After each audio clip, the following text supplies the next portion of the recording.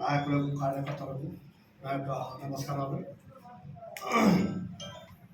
నా గురించి మాట్లాడినాడు ఆయన సుబ్బయ్య గారు, ఎక్స్ మండల కన్వీనర్. వ్యక్తిగతం అనేది తప్పు అండి, అది మాట్లాడినాడు ఆయన. మంది మాటలేనో ఆయన చిప్పుడు మాటలేనో మాట్లాడుతున్నాడు, అది సమంజసం కాదు. ఇది మా కోట్ల కుటుంబం ఎక్కడుంటే అక్కడ మేము వాళ్ళ కోసం రాత్రింబవళ్ళు కష్టపడి మేము పనిచేసే వాళ్ళం. వాళ్ళు ఎక్కడున్నా వాళ్ళ క్షేమం మా క్షేమం వాళ్ళు కోరుతారు. మేము వాళ్ళకి రుణపడి ఉంటాం. వాళ్ళ కోసం మేము వాళ్ళు పార్టీకి ఎక్కడికి పిలిచినా పోతాం.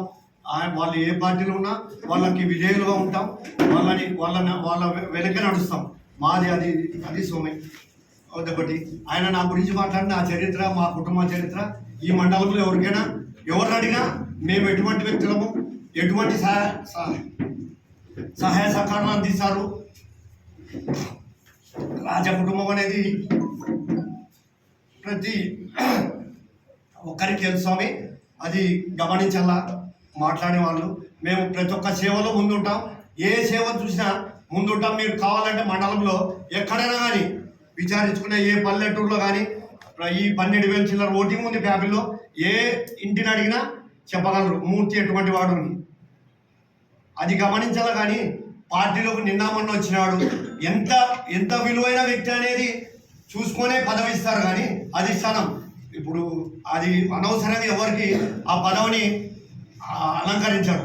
వ్యక్తిని బట్టి, వ్యక్తి స్తోమతను బట్టి, వ్యక్తి కష్టపడేదాన్ని బట్టి, వ్యక్తి గుణాలను బట్టి పార్టీ అధిష్టానం నిర్ణయిస్తుంది. కానీ ఎవరికి అంత సులభంగా చంద్రబాబు నాయుడు గారేం, ముఖ్యమంత్రి వర్యులు నారా లోకేష్ గారేం, కోట్ల విజయభాస్కర్ రెడ్డి గారు, కోట్ల సూర్యప్రకాష్ రెడ్డి గారు, సుజాతమ్మ గారు అంత ఈజీగా ఆశా తమాషగా ఎవరిని ఎంపిక చేయరు స్వామి. ఎంపిక చేశారంటే బలమైన వ్యక్తితో, అంతో ఎంతో ప్రజల్లో చూసుకునే వ్యక్తితో సహాయ సహకారాలు అందిస్తాడు, ప్రజలకి అందుబాటు ఉంటాడు వ్యక్తి అనే గుణగణాలు చూసే ఇస్తారు. అది గమనించాలా. నా చరిత్ర ఏముంది స్వామి, నేను ఎవరంటే నా చరిత్ర గురించి చెప్తాను. నా సహాయ సహకారాలు అందరికీ తెలుసు. ప్రతి ఒక్క ఇంటికి నేను పేరు చెప్తాను. ఈ ఊర్లో ఎన్ని గడపలు ఉన్నాయో వాళ్ళ పేరుతో దగ్గర చెప్తాను. ఆయన చెప్పమనండి. ఈ ఫ్యామిలీ అన్నాడు, ఫ్యామిలీలో కన్వీనర్ చేశాడు, మన ఫ్యామిలీ నేను కన్వీనర్ చేశాను.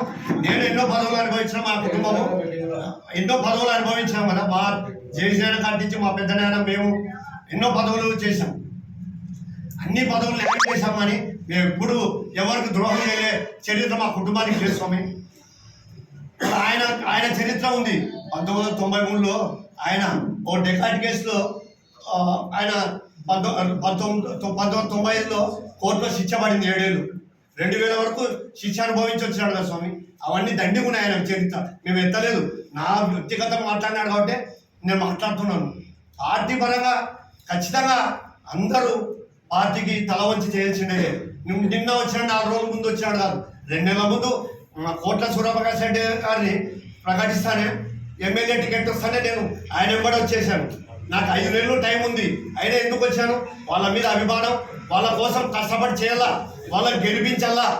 వాళ్ళు ఉంటేనే ప్రజలకు న్యాయం జరుగుతుంది. డోన్ కాన్స్టిట్యూన్సీ అనే ఉద్దేశంతోనే వచ్చాను, కానీ వేరే ఉద్దేశం కాదు.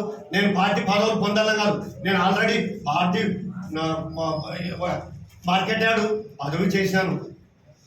మా నాయన వైస్ ప్రెసిడెంట్ చేశాడు, మా పెద్ద నాయన ప్రెసిడెంట్ చేశాడు, మా జయజాన ప్రెసిడెంట్ చేశాడు. ఈ ఊళ్ళో మా కుటుంబంలో వార్డు మెంబర్లు ఎంపీటీసీలు ఉన్నారు. అన్నీ అనుభవించాం సార్. మా పార్టీ కోసం వచ్చాం, కోట కుటుంబం కోసం వచ్చాం.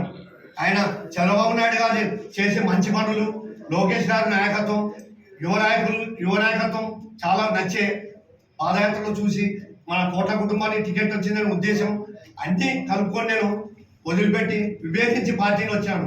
నాకు ఎన్నో చెప్పారు ఆఫర్లు, అయినా నేను వినలేదు.